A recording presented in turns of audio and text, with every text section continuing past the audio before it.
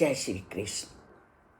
पूरे अध्याय में श्री कृष्ण ने संसार में लोगों की विविधता का वर्णन किया और श्री कृष्ण ने स्पष्ट रूप से हमें उस तथ्य का ज्ञान करवा दिया जो हम प्रतिदिन संसार में देखते हैं। संसार में भी देखते हैं, घर में भी देखते हैं। कभी भी किसी भी व्यक्ति का स्वभाव एक जैसा नहीं होता।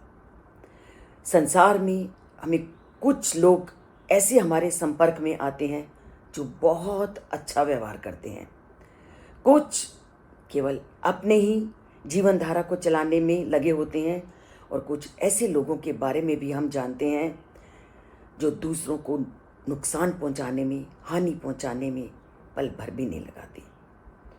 और ये ऐसे जो भिन्न भिन्न तरह के लोग हम देखते हैं, उसको हम इस अध्याय के माध्यम से अच्छी तरह जान गए हैं कि ये संसार में इस तरह भिन्नता क्यों है। श्री कृष्ण ने सत्वगुण, तमोगुण, रजोगुण, इन गुणों के माध्यम से संसार में जो हम अलग अलग स्वभाव के लोगों को देखते हैं उसका स्पष्टीकरण हमारे सामने पूरी तरह से कर दिया है। और आज हम उन गुणों के आधार पर, अगर हमने श्री कृष्ण की बातों को ध्यान से सुना है तो उन गुणों के आधार पर ये अच्छी तरह से जान चुके हैं कि संसार में ये भिन्नता क्यों है। संसार में ये भिन्नता है व्यक्ति में पाए जाने वाले गुणों के कारण। अगर व्यक्ति ने जीवन में सत्व गुण को बढ़ाने का, अपनाने का प्रयत्न किया है तो उसका व्यवहार कैसा होता है, श्री कृष्ण ने उसका बहुत विस्तृत वर्णन किया। रजोगुण को जिसने जीवन का आधार बनाया है वो केवल अपने स्वार्थ की भूख में ही लगा हुआ है और तमोगुण वाला आतंक मचाने में लगा हुआ है। पर जो इन तीनों से ऊपर उठ चुका है उसके बारे में श्री कृष्ण क्या कहते हैं कि जो इस धरती पर आकर के जीवन के रहस्य को समझ चुका है और ये भी जान चुका है कि ये तीनों गुण प्रकृति के गुण हैं, इस तथ्य को समझ चुका है, वह व्यक्ति तीनों गुणों से ऊपर उठ जाता है। और जब व्यक्ति इन तीनों गुणों से प्रभावित नहीं होता तो उसका व्यवहार कैसे होता है, उसका काम करने का तरीका कैसे होता है, उसके बारे में वो बताते हैं। सम दुख सुखः स्वस्थः सम लोष्ट अश्म कांचनः तुल्ये प्रिय अप्रियो धीरस तुल्ये निंदा आत्म संस्तुति।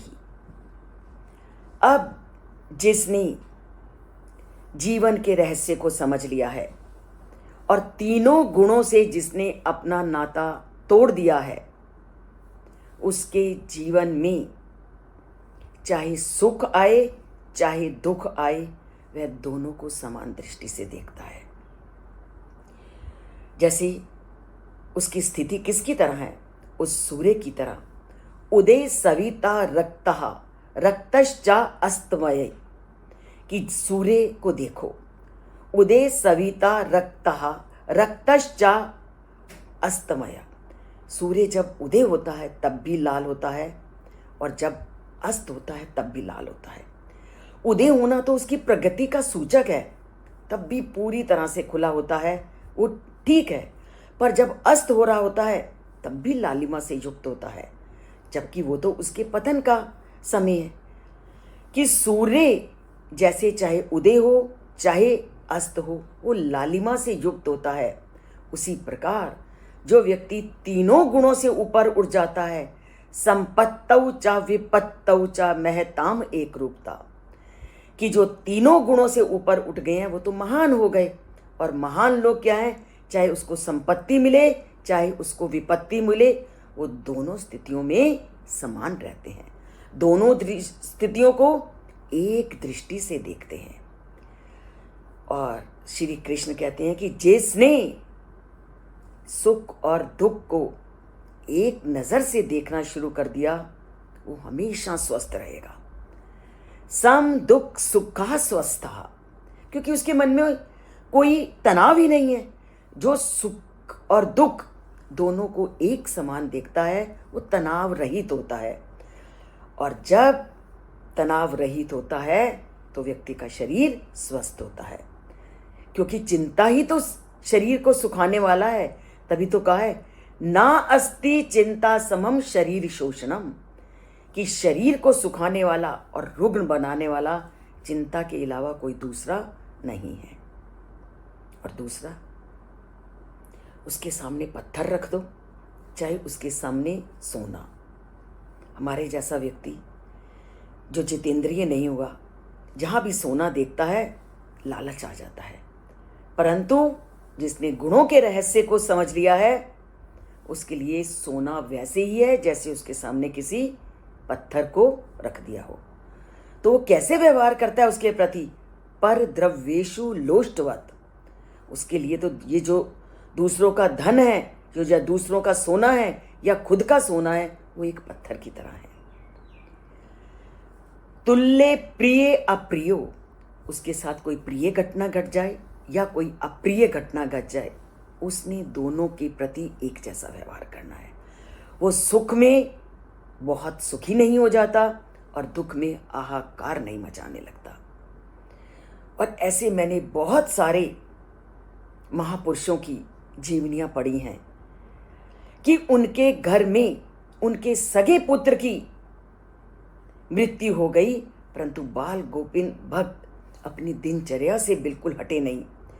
वह उसी तरह सुबह उठे और वह ईश्वर भजन में उन्होंने उसी प्रकार अपने को रमा लिया जैसे कि वो हर रोज की दिनचर्या में लगाते थे। तो ऐसे व्यक्ति कौन थे? बाल गोविंद भक्त, जिन्होंने विपरीत परिस्थितियों में भी उस ईश्वर के प्रति अपनी भक्ति को नहीं छोड़ा। परंतु हमारे जैसे जो सामान्य मानव होते हैं, जैसे ही कोई ऐसा अप्रिय घटना हमारे साथ में आती है तो वो ईश्वर से अपना नाता तोड़ देता है। वो कहता है मैंने कभी ऐसा नहीं किया, मेरे साथ ईश्वर ने ऐसा क्यों किया। वो अपने इस कार्य के लिए उस ईश्वर को दोषी मानने लगते हैं। पर ईश्वर जो सबका पिता है वो, और हम उसकी संतान हैं, कभी वो पिता अपनी संतान को कष्ट पहुंचा सकता है? कभी भी नहीं। ये जितना भी हमें सुख या दुख इस जीवन में मिलता है, ये सब हमारे किए कर्म हैं जो हमें पता नहीं चलता और हम कर देते हैं, तो उसका भुगतान तो हमें करना ही है। परंतु जो इस तथ्य को समझ गया, वो निर्गुण हो गया, तो उसकी चाहे कोई निंदा करे, चाहे उसकी कोई स्तुति करे, वो निंदा और स्तुति को एक समान मानता है। बल्कि कबीरदास जी तो यहां तक कहते हैं, निंदक नियरे राखिए, कि निंदा करने वाले को तो हमेशा अपने पास रखना चाहिए। आंगन कुटी समाये, उसको तो अपने आंगन में कुटिया बना करके दो, क्योंकि निंदा करने वाला जितनी हमारी निंदा करेगा उतना हम उस बुरे कार्य से दूर हटेंगे। और इस रहस्य को जो निर्गुण व्यक्ति होता है, जिसका संबंध तीनों गुणों से हट गया होता है, वो समझ जाता है। इसलिए कोई उसकी निंदा करे या कोई उसकी स्तुति करे, उसका उस पर कोई प्रभाव नहीं पड़ता। ये सारे प्रभाव हमको तब तक प्रभावित करते हैं जब तक हमारे अंदर तीनों गुणों का समावेश होता है। जिस दिन हम तीनों गुणों से नाता तोड़ लेंगे, तो चाहे सुख मिले चाहे दुख मिले, चाहे हमारे आगे कोई सोना रख दे चाहे पत्थर रख दे, चाहे कोई हमारा प्रिय घटना घटे हमारे जीवन में या अप्रिय, चाहे कोई मेरी निंदा करे तो चाहे कोई मेरी प्रशंसा करे, हमारा इन चीजों से कोई नाता नहीं रहता। पर ऐसे गूढ़ भाव हमारे अंदर आएंगे कैसे? ताकि हम विपरीत से विपरीत परिस्थितियों को भी एक नज़र से देखें और वो विपरीत परिस्थितियां हम समान रूप से देखें, वो आएंगी उस परमात्मा से नाता जोड़ने में, उस परमात्मा के कहे कथनों को जीवन में धारण करने से। और वो तभी होगा अगर आप चैनल से जुड़ेंगे, इन श्लोकों से अपना नाता जोड़ेंगे, और अगर सब्सक्राइब नहीं किया तो चैनल को सब्सक्राइब करेंगे और लाइक से कंजूसी हटाएंगे और लाइक का बटन दबाएंगे तो हम ऊपर उठना शुरू होते जाएंगे। तो करते हैं, अगर चैनल को सब्सक्राइब नहीं किया, और लाइक का बटन दबाकर उस परमात्मा से अपना नाता